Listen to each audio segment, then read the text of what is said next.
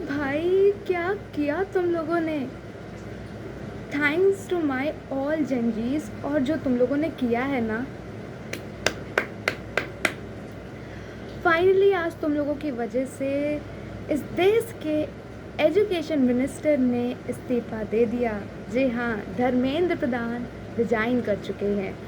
और ये ना सिर्फ जीत है शिक्षा की, ये जीत उन सारे जनजी हमारे ब्रदर एंड सिस्टर्स की है जो सच में उस लड़ाई में डटे रहे और वहाँ पे ना जाने मार खाए, चोट सहे। हम सब ने वीडियोस देखे होंगे।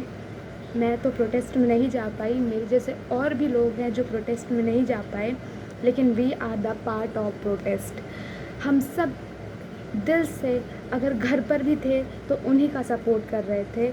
जैसे भी हो सक रहा था हम लोग उनका सपोर्ट कर रहे थे और आज फाइनली उनकी मेहनत रंग लाई। Thanks to my all big brothers and big sisters, जिन्होंने अब आज के टाइम में सरकार को दिखा दिया कि अगर कोई कमी है तो उसे सुधारो, उस पर पर्दा मत डालो। तो अभी मैं बहुत गहरी बातें नहीं करना चाहती हूँ और बहुत खुशी भरा माहौल है, तो मैं भी बहुत खुशी वाली बातें ही करना चाहती हूँ। सबसे पहले तो जब मैं वीडियोस देखती थी ना प्रोटेस्ट में, यार आप लोग क्या हो, इतने क्रिएटिव हो आप लोग कि पुलिस से भिड़ जा रहे हो। और अगर पुलिस मारने आती थी लोगों को तो लोग राष्ट्रगान गाना शुरू कर देते थे। वो मूवमेंट जब मैंने देखा ना तो मुझे लगा कि यार तुम लोगों में दिमाग बहुत है और सच में इस देश की जनजी जनरेशन को दबाया जाता है, तभी आज हमारा भारत बहुत पीछे है।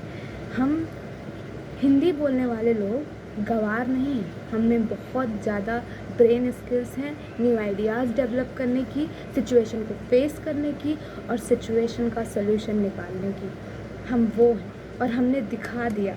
आज तुम्हारी वजह से, सिर्फ और सिर्फ तुम लोगों की वजह से, पहले कभी पेपर लीक के मुद्दे होते थे, पेपर लीक्स होते थे, हम लोग प्रोटेस्ट करते थे या नहीं करते थे तो क्या होता था, बड़े पैमाने पे पेपर लीक होते थे, लेकिन कभी भी इस देश के प्राइम मिनिस्टर या फिर कोई मुख्यमंत्री या फिर कोई ऐसा नेता किसी का भी बयान, कोई भी अपने भाषण में इन सारी चीज़ों को शामिल ही नहीं करता था। ऐसा लगता था कि उसे ये ज़रूरी ही नहीं लगता है कि उसे भी ये सारी चीज़ें इंक्लूड करनी चाहिए। लेकिन तुम लोगों ने तो यार मतलब प्रधानमंत्री को भी दिखा दिया कि यार हम लोग जनजीज हैं, बच के रहो हम लोगों से।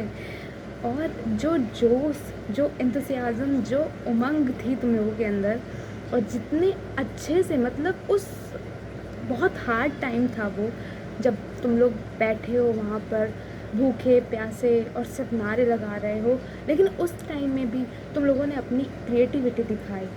न जाने कितने कितने वीडियोस बनाए और उन वीडियोस में भी कुछ क्रिएटिव किया, नुक्कड़ नाटक किए एंड बहुत सारी ऐसी चीज़ें की यार जो सच में दिल को छू गई।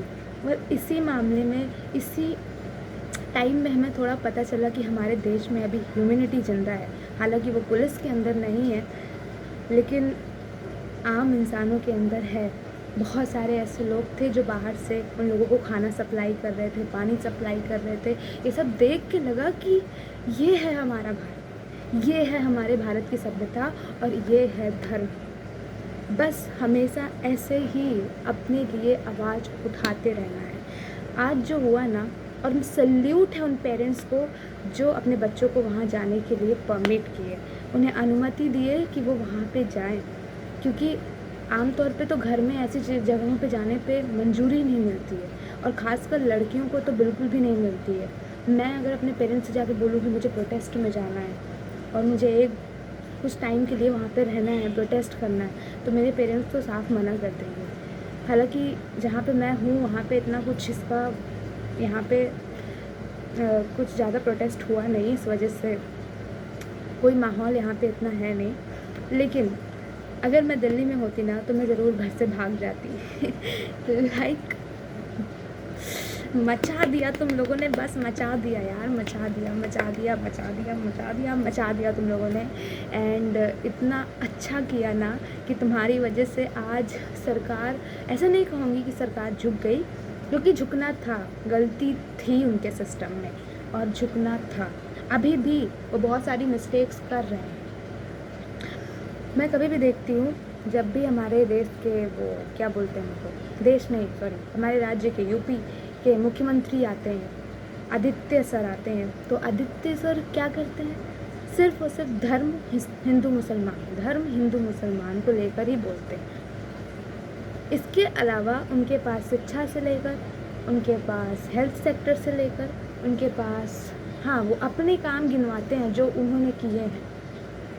कुछ काम उन्होंने कर दिए हैं तो वो उन्हें गिनवाते हैं, उन्हें हाईलाइट करते हैं, उसके बाद वो कोई बात नहीं करते या फिर उनसे विपक्ष की बुराई करवाना। आप नेता इसलिए नहीं बने हो कि विपक्ष की बुराई करो, आप नेता इसलिए बने हो कि आप आम जनता की मदद करो। अगर आप इन्हीं बयानों में उलझे रहोगे तो हम लोगों के लिए कब करोगे? No time. अब अगर आप ये स्किल सुधार लोगे तभी आप यूपी में रह पाओगे। यूपी को मंदिर नहीं शिक्षित बनाना है। मंदिर से तो अपना प्रॉफिट होगा, लेकिन शिक्षा से जनता का प्रॉफिट होगा। इसलिए अब जनता के हित में सोचना शुरू कर दीजिए। अगर रहना है तो, नहीं रहना है तो ओके बाय बाय। हम जनजीस काफ़ी हैं। हम जनजीस के अंदर इतनी पावर है, इतनी शक्ति है, इतनी क्षमता है कि हम लोग अपने लिए क्या सही है क्या गलत है ये सब कुछ सोच सकते हैं। एंड बस एक चीज़ और कि जो धर्मेंद्र प्रधान का इस्तीफ़ा हो गया है, यही हमारा लास्ट स्टेप नहीं होना चाहिए। एक एजुकेशन मिनिस्टर इस्तीफ़ा दे दे, इससे एजुकेशन नहीं सुधर जाता। ये तो हमारी जीत हुई तो खुशी मनाना बनता है, लेकिन फिर भी एजुकेशन मिनिस्टर ने अगर इस्तीफ़ा दिया तो क्या अब नए एजुकेशन मिनिस्टर जो आएंगे या फिर कुछ नया रिवोल्यूशन होगा तो वो हमारे हित में होगा? ये सब कुछ देखना बहुत ज़रूरी है। और इसलिए मैं कह रही हूँ कि अभी हमें इस तरीके से एकदम खुश नहीं हो जाना है। मतलब खुशी तो मनानी है ऑब्वियसली। 26 दिन का ये जो फल मिला, 26, 27, 28 दिन जितने भी लग गए, वो बहुत खुशी की बात है। लेकिन सिर्फ़ और सिर्फ इससे ही हमारे देश की जो एजुकेशन की जो हालत है वो सुधर नहीं जाएगी। अभी हमें बहुत सारे ऐसे कदम हैं जो हमें और करने हैं। हमारी कुछ और बातें हैं, कुछ और मांगे हैं जो सरकार माने और इस देश के एजुकेशन सिस्टम को बदले। बस